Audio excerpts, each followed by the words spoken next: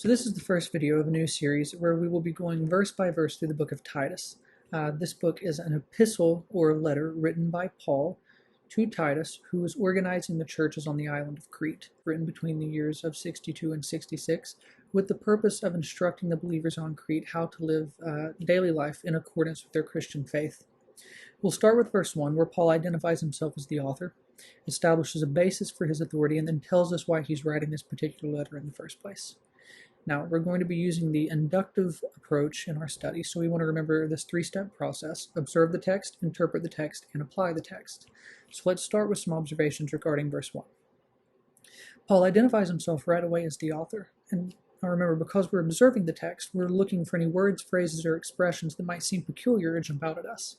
And we have one right away with Paul identifying himself as a bondservant of God. In the original Greek, the word here is doulos, meaning servant or slave. Now, this might seem like an odd way for Paul to introduce himself to his readers, but what this shows us is his humble attitude and duty-bound disposition toward God. This is someone who sees himself as completely sold out to his master and dedicated to serving him. Next, we have a very important word that Paul also uses to identify himself, and that word is apostle. The Greek word here is apostolos, a word that occurs throughout the New Testament to refer to a special group of believers commissioned by Jesus exclusively as his envoys to the world. There are other apostles in the scriptures. Paul will sometimes refer to them. You can meet them in the Gospels and the book of Acts.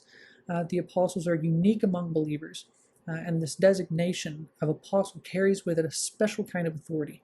When Paul uses this word, he doesn't do so lightly, because it carries the weight of authority, validating his teaching so that the reader understands that they can take his words with all the seriousness in the world.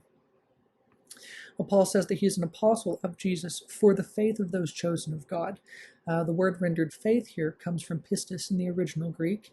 It's used quite a bit throughout the New Testament to refer to a Christian's belief as opposed to works. Remember, Paul is writing in a historical time and place, and the Judaizers, who believe that righteousness is attained through their own works and individual merits, are teaching in opposition to Paul's message. So when Paul says that he is writing for the faith of the chosen of God, he is showing us that faith is a matter of God's choosing and not man's determining. It is an issue of belief and not works. In other words, we cannot work our way into God's good graces. And that belief is linked to what Paul calls the knowledge of the truth.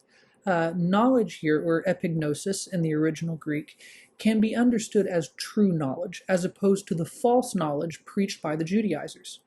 And this true knowledge that Paul speaks of is manifested as truth which is according to godliness. In the Greek, the word godliness here connects to the Old Testament idea of fear of the Lord or respect for God.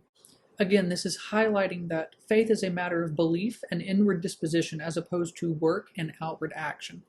So with verse 1, we see immediately that Paul is the author of the letter, and his authority as an apostle is the truthful revelation of God, which is to be believed as opposed to attained through works by the elect, as opposed to those of man's choosing.